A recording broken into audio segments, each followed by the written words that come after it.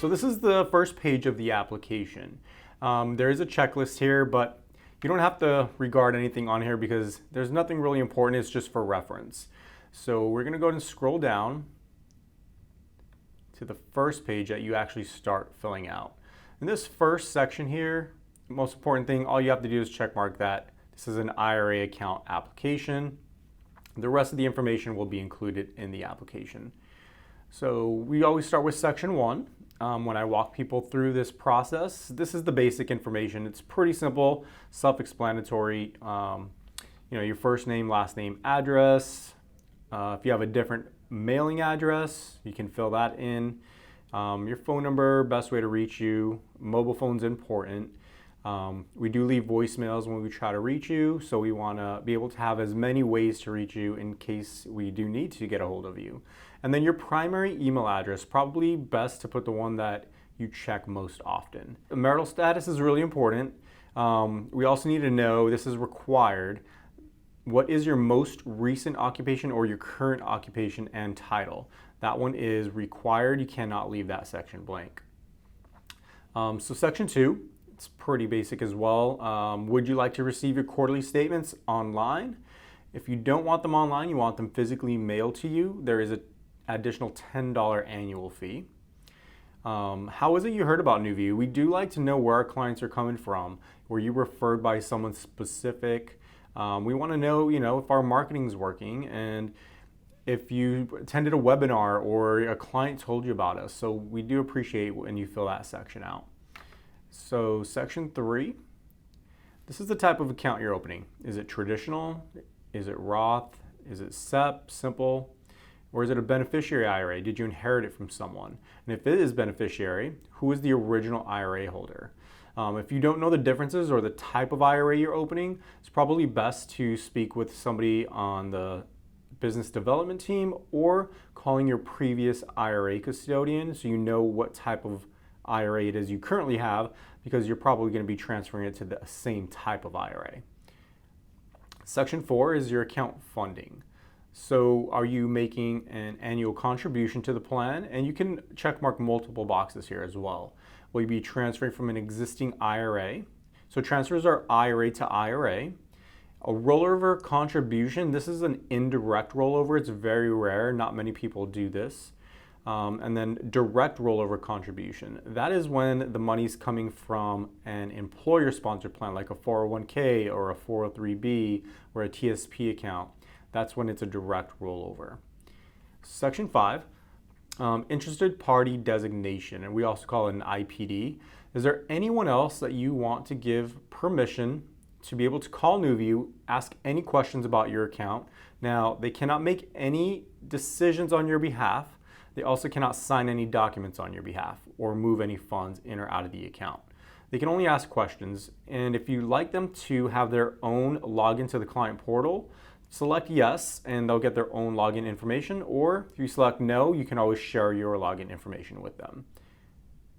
We'll move on to the next page. This is page 2, and this is your beneficiary section. Now, it is required to have at least one primary beneficiary, at least 100%, of course. If you have multiple primary beneficiaries, you can have them. It just needs to add up to 100%. If you have contingents, same thing. Multiple contingents need to add up to 100%. Now, there are certain states that do require that you get spousal consent. That's this section down here. These are the states that are listed that do require that. And now this is only required if you are not listing your spouse. Like I said, you're not listing your spouse as the primary beneficiary at 100%. So if your primaries are split up and you live in one of those states, then you do need to get spousal consent. And then in this middle section is where you would be signing and dating this page. It's also important on this page that you fill in all the details, because if something were to happen to you, we want to make sure we can get a hold of that beneficiary, get their account open, and make an easy transition to move this IRA to their name or their names if it's multiple beneficiaries. This page is the fee schedule. So on the fee schedule, there is really two main fees that we charge. You have an annual fee of $125 per account, and then there is an asset fee. The asset holding fee for accounts that are less than $15,000 is $75. If it's more than $15,000, it's $325. So depending on the value of the account, the amount of cash you're moving in, you want to take, you'll understand the fee schedule that way based on the value of the account. But this 125 applies to either one of those options. There are no other miscellaneous fees anymore. We actually eliminated those. So anytime you make a purchase or a sale of an asset, usually there used to be a $95 transaction fee. There are no more transaction fees now. Everything's included in that $125 annual fee. There are no check fees anymore either. We do have wire fees still, so it's $30 anytime there are wires coming in or out of your account. And then there is an establishment account fee of $50. That's your application fee. The only other fees you might have to worry about would probably be the returned items fee is $25. And if you don't keep your fair market values up to date on your assets, there's a $75 fee charged. But we do a pretty good job of informing our clients that we need to update their fair market values. So like I said, always pay attention to the emails because that's how we reach out to our clients. And you are more than welcome to pay your fees by either credit card, or you can have fees deducted from your undirected cash. So you always have to make sure there's a little bit of cash left over in your account to cover any NuView fees. There's a couple other boxes you have here. You can select always charge my credit card, so we'll only charge your credit card and never charge your cash in your account. Or you can select only charge my credit card when there are no undirected cash funds in my IRA. And then you can print, sign, and date. That is the end of the fee schedule. So this next section here, you definitely want to read this. This is all legal jargon that you want to be familiar with. If you do have questions on that, you can reach out to anyone on the business development team and we can go through that with you. And page 5 of 5 is the end of the application. You are the IRA holder, so you'll sign, print, and date. This right side, the custodian authorization representative, this is where NuView will be signing, printing their name, and dating. So one of the management team members on the management team would sign that section for you. Okay. So on this section, we're going to go through the transfer form. Just remember, transfers are IRA to IRA. Also annuities, you would fill out a transfer form if it's retirement money. So a transfer is going to be NuView as a custodian making the request on your behalf to move the funds from your current IRA custodian to NuView. And the way we make that request is by using this form. Most of the time, we will either fax it, email it, or overnight it. That's the most common ways to get this done. So you fill out this form here. The first section is all your basic information. Most of the time, you can leave that NuView account number blank because you are most of the time just starting out a brand new account, so you wouldn't have that account number on hand, but we will fill it in for you once the account is open and we send this out to your current custodian. Section 2, what is the name of your current custodian? Most importantly, we do need to know what that account number is, their transfer department address, city, state, phone number, and if you have a contact person, that's optional, but you could always put their name there. And then what type of an account is it that we are requesting the funds to be transferred from. Section 3, this is probably where I get the most questions. Option 1 is cash transfer. That's probably the most common way of transferring any liquid cash because most people are moving their money from the stock market. So they would have to liquidate their stocks, bonds, mutual funds, make sure it's available in cash and ready to be moved via wire or check to NuView. If you don't sell those stocks, bonds, and mutual funds and it's still invested when we send this form to your current custodian, many times they're going to reject it. They won't let you know, and then we'll get it in the mail saying, hey, we rejected this transfer form. And then guess what? We have to start the process all over again. And typically the average turnaround time is 7 to 10 business days. So that would really delay, moving funds over. And I wouldn't want anyone to miss out on an investment opportunity because this wasn't done correctly. Option 2, now this is usually if you're moving an account from an existing self-directed IRA custodian. Sometimes even like defined benefit plans have what's called alternative assets. like our clients invest in. So real estate, mortgage notes, tax liens, tax deeds, anything that we can hold that's not publicly traded would be an in-kind transfer. So this means you don't have to sell those assets, and you're going to move them to NuView the way they are, whatever the values are worth. So that is called a recharacterization. So you'll be just changing custodians. So that's when option 2 is selected. And if you're moving the whole account, it would be complete. If you're only moving a few assets over or some cash over, it would be partial. And you want to, same thing, select whether it's a check or a wire. If you want it, if you're in a hurry, overnight mail. If not, you can select standard mail here. Now, if you are doing an in-kind transfer and moving existing assets over, we need to know what those assets are and what's the current fair market value. We would also appreciate it if you sent over the most recent statement or fair market value of those assets. That makes the process a lot faster for you as well. But we'll be communicating with your current custodian to make sure that we recharacterize these assets in the name of NuView Trust Custodian, FBO, and your name. So that way they are properly registered when we start doing our tax reporting for you. And we want to make the process nice and smooth and simple. So the more information, the better. Right here is your signature and date. It does need to be an original wet pen signature. And you need to verify with your current custodian whether they require this. It's called a medallion guarantee stamp. This is not a normal notary. Only banking institutions can do this. We can also do it for you here at NuView. We have some staff that are registered and able to do medallion guarantee stamps. The best way to do that, we can do it via FaceTime or Zoom. We would just need to schedule an appointment with you.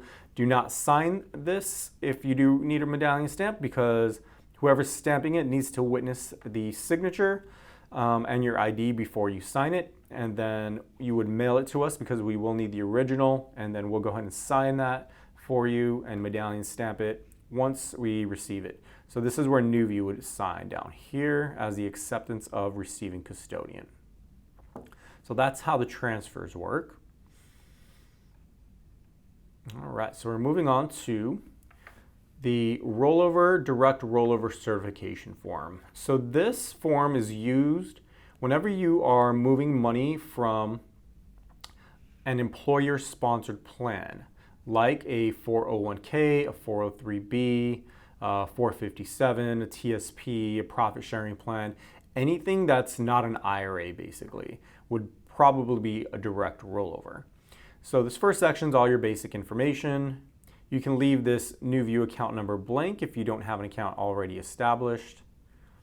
What is the name of your current custodian or say 401k plan provider, whether it's Charles Schwab, Fidelity, Vanguard, so many out there. We would need that name and that account number. So that's really important that this is properly filled out so we don't have any issues depositing the funds when we receive the check. What's their office address, city, state, phone number, and if you have a contact person, you can put their information here. Now this is also important. What type of plan is it you are rolling the funds over from? Is it a 401k or any of these plans listed? Is it a traditional Roth, SEP, Simple, ESA, or HSA? So yes, these are IRAs down here, and it's a very rare occasion that you would do a direct rollover from these plans. However, sometimes if somebody's in a time crunch, they might do an indirect rollover from one of these types of plans. If you are ever doing an indirect rollover, you only have a 60-day window from the day you took that money as a distribution to deposit it into another retirement plan. You can only do this once every 12 months. We definitely do not suggest it. And if you are planning to do an indirect rollover, please speak to somebody on the business development team first so we can make sure that it doesn't become a taxable event for you. All right, so section 3. Normally you're the plan participant, but every once in a while, you might get somebody that's the spouse that inherited the account or a non-spouse that inherited the account. So you want to select what's applicable to you, of course. Sometimes you get a responsible individual if you're like a caregiver, or you have somebody that you might have a power of attorney for. So you would be the responsible individual. Or you might be the ex-spouse and you're going through a divorce or a separation, and you might be splitting the assets, and maybe it was coming from a 401k, but you want it to be a self-directed IRA. So you would select that box there. And if there are any assets that are in kind, you would list those assets here. Very, very rare with a direct rollover that there are in kind assets, but with an indirect rollover, there might be some assets you're transferring over in kind. And number 4, you don't want to forget anything on this section either. Is it a rollover, which, like I mentioned, an indirect rollover, or is it a direct rollover, which is more common? What is the amount that is going to be on that check that we will be receiving? Now, most of the time it is sent as a check. Make sure you get a tracking number. If they can do a wire, that will make things faster for you.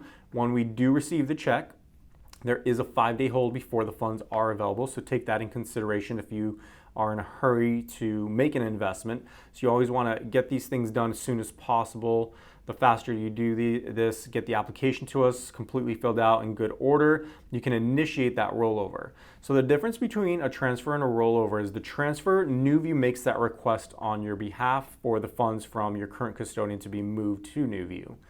Now the rollover, the client makes the request, so it's your responsibility to reach out to whoever your current custodian is, let them know that you want to move those funds over to NuView, and then you're going to fill out a direct rollover instructions for them on their end, and that form is going to ask how would you like that check to be made out.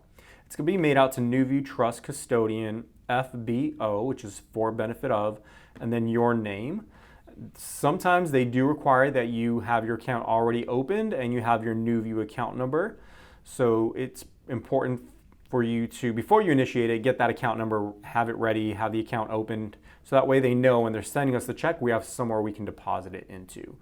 So it really comes down to the client taking the initiative to reach out to their current custodian and get those funds over to NuView as soon as possible. And make sure you don't forget to sign and date this form. Now, that's the end of the application. Don't forget, we do need original pen signatures, and we also need a picture ID along with the application. And we'll have your account open within 24 hours of receiving the application in good order. And if you do have any other questions, you can always reach out to myself or someone on my team. Best way to reach me is 407-519-9172.